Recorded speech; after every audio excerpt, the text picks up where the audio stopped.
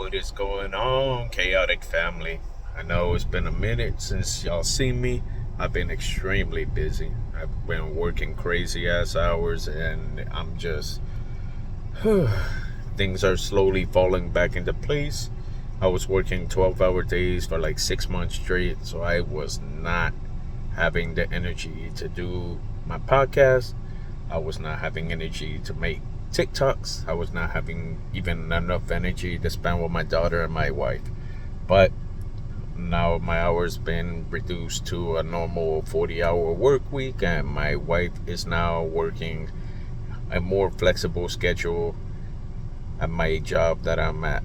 So we get to see each other more, we get to spend more time together, we get to have family nights again.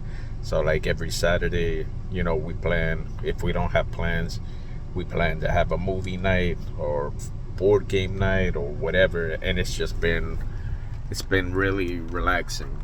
So, just wanted to give y'all a quick little update. And, sorry about that. There we go. Quick little update, you know, paying down a lot of debts and just working a regular schedule and trying to get away from doing delivery jobs like DoorDash and Uber and Walmart Sparks and all of that, because I'm not a fan of that. I rather just be able to work my normal job and come home. So I gotta tell you, like, my mental health was suffering horrendously, but I was able to get myself checked, and I was able to really restructure things, and we have been so much better since. I'm a lot more calmer, I'm a lot more patient, I'm not as tired. I'm slowly kind of working on things. So I just gotta say, like, it's just been a blessing, to things fall into place when they need to fall into place. Trying to take on so much is very overwhelming, and I damn near had a mental breakdown like several times, and I just couldn't do it anymore. You know what I mean? I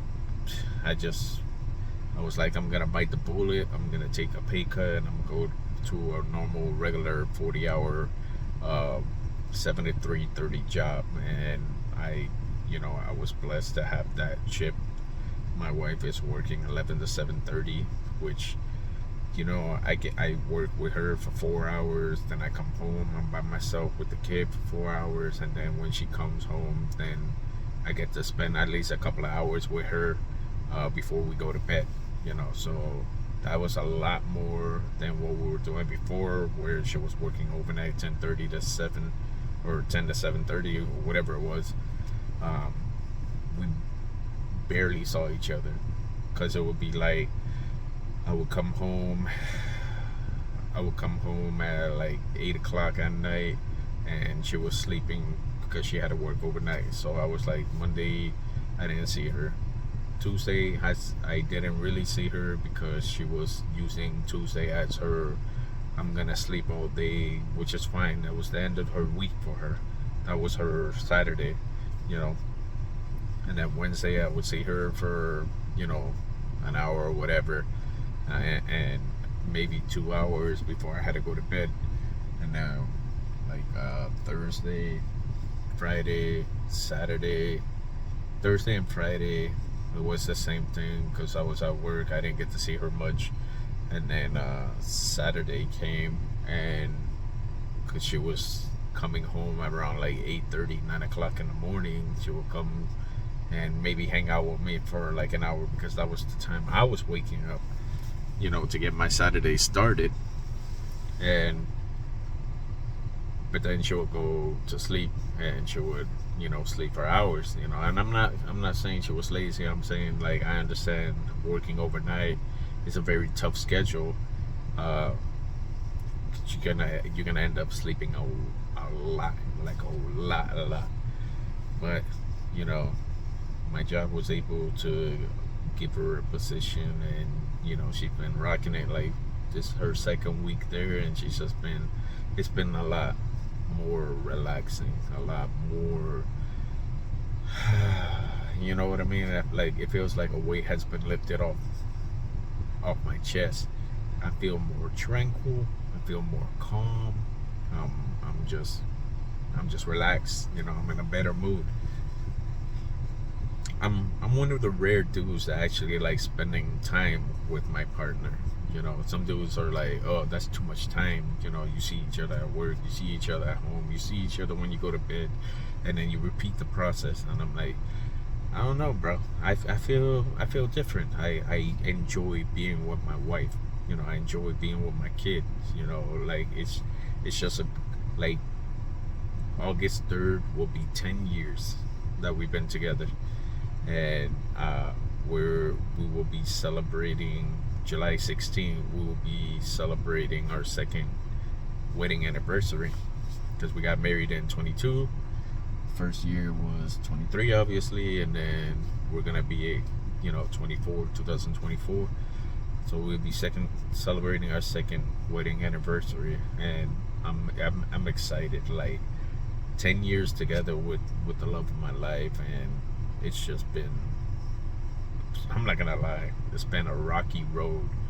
It's been ups, downs, it's been loop-de-loops. It's like a fucking roller coaster, man. Like there was times when we would fight, like to the point that the kid had to come out and try to tell us to stop, you know. But you know, kids don't know nothing. They can only see what they see, and we just kind of sat down, took a break, and talked to each other and made sure that we were heard. And that was the key thing that I took away from that, was like, I'm like, look, I'm listening to you, but I don't feel like you're listening to me. So let me speak, let me say what I want to say, let me get everything off my chest. I'm gonna let you say what you want to say, let you get everything off your chest, and we're gonna come away from this better. And we're not gonna be fighting no more. This is childish. I don't want to fight, you know. So we didn't talk to each other for like a couple of days, and we waited till my stepdaughter was at her dad's, and we just sat down and we talked. Like we talked like we were gonna run out of words. You know what I'm saying? Like we talked like we had a million words and they were gonna run out. So we wanted to say all the important things first, and then everything else was filler. So after we discussed things, after we talked, after we got everything off our chest, and we agreed to what we agreed to, it's been blessed. So the message that I can give you is, if you're in a relationship, or like you have a significant other, your boyfriend, your girlfriend, your date, or your them, your whatever it may be, whoever, even if it's your parents, even if it's like your cousins, whoever, if there's some kind of strife, some kind of beef that y'all got, and you just really need to break bread. That's what we used to do back in the day, was break bread. Be like, look, homie, I'm gonna tell you like this. We need to sit down, we need to talk, and we need to act like grown men, and put aside our BS, so we can hash this out and squash this beef. You know, that was a rare thing, and it's a rare thing today. Like, you won't really hear people saying, I broke bread with my enemy today. What happened? Well, we sat down, we discussed it, and we realized that we were being childish, and we squashed it and moved on. Squashing a beef doesn't mean that you have to be friends with them. Squashing a beef simply means, okay, I'm up here, I need you to be up here with me. I don't want us like this. I want us right here. We're gonna talk, we're gonna be grown men, we're gonna hash this out. And I'm not saying I'm gonna be your homie after this. I'm not saying I want you to be my homie after this. All I'm saying is, I'm done fighting, I'm done being petty. Let's squash it. You know? And I learned to do that with a lot of people, and my circle's a little bit smaller, but that's okay. Like you just gotta don't sweat the small stuff. You know what I mean? Oh, my shoulder hurts. Don't sweat the small stuff. Life is too short for you to waste your breath, your time, your energy, your sweat, your tears on things that don't matter.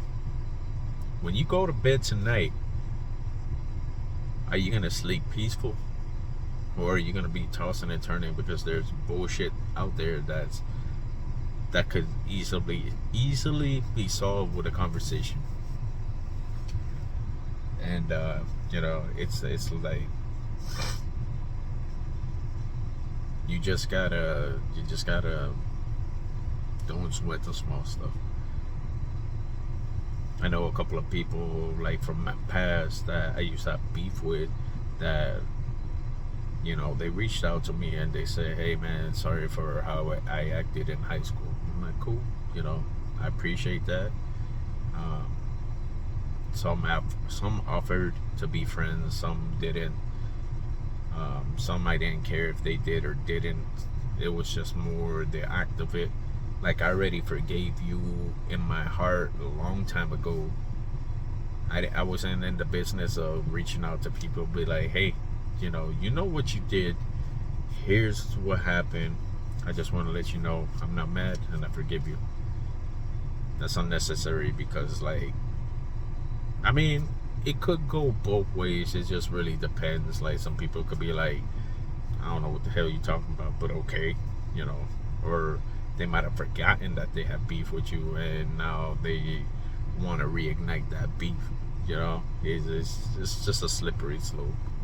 But I usually let people come to me because if they really felt bad, they would reach out. Because reaching out through Facebook or whatever is a lot easier than reaching out to somebody, getting their number, going to their house, meeting them face to face. It is what it is. But yeah, it's a rocky road, bro.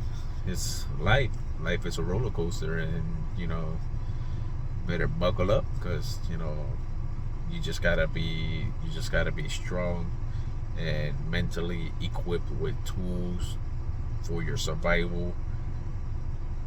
You can't let all this negativity weigh you down. And that's what I try to tell people, is that you're wasting more energy being negative.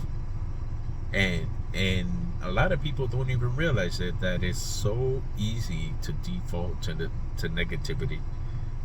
When life starts throwing stuff at you, instead of being like, it's whatever. A lot of people just tend to be like, oh, life sucks, this is too hard, boom, boom, boom, boom, boom, boom, boom. And I'm guilty of that as well. But it's a matter of catching yourself, correcting it, and moving on from it. What you do with how life treats you determines how life's going to continue treating you. Because if you keep letting all this negativity and all this BS and all these personal squabbles, weigh you down and fill your head with dark thoughts, and to the point that you don't even want to be here anymore, then, I'm sorry.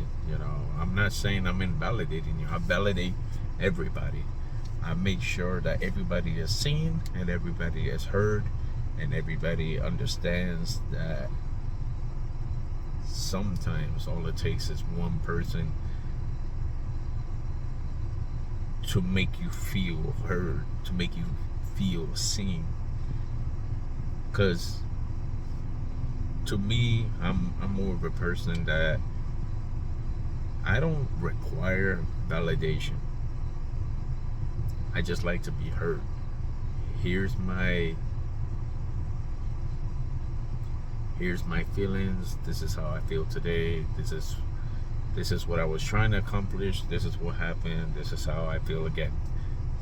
Okay, I hear you, bro. So what can you do to not make you feel that way? And I'm like, well, if I did A, B, and C and X, Y, Z, then I might feel better about myself. Okay, now let's work towards those steps to make you feel seen, to make you feel heard.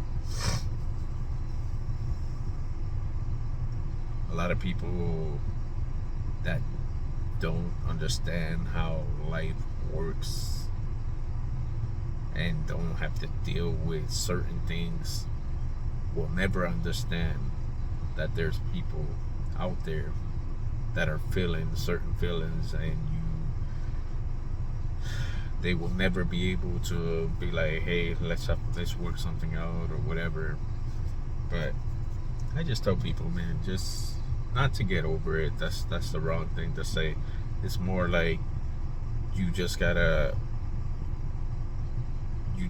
kind of like learn to problem solve.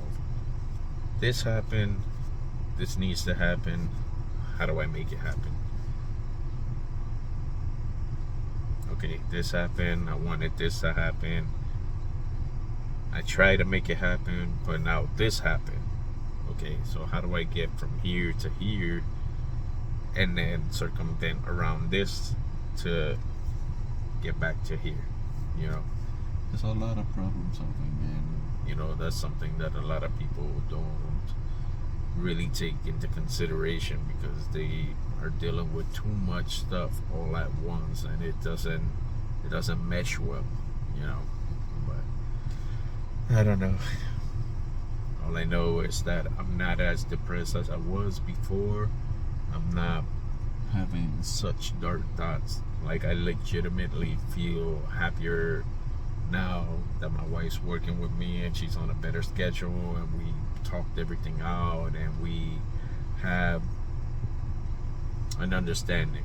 You know, there's a lot of love that was there, that was being buried with all the BS and all the life's problems and all the stresses and all the outside negative influences from certain people who will not be named. You know, when you have like backstabbing people hiding in the background trying to split everything up, we're still here. Like Bad Boy said, we ain't going nowhere. We still here. You know, we right here. We ain't going anywhere. We right here. You can hit me now. Alright, my brothers, my sisters, my cousins, my nephews, and my nieces, my Miami, my pappy. You know, I love all y'all. Y'all still the chaotic family. Chaotic family. Stay true, stay positive, and remember, we're in this together. Love ya. Peace.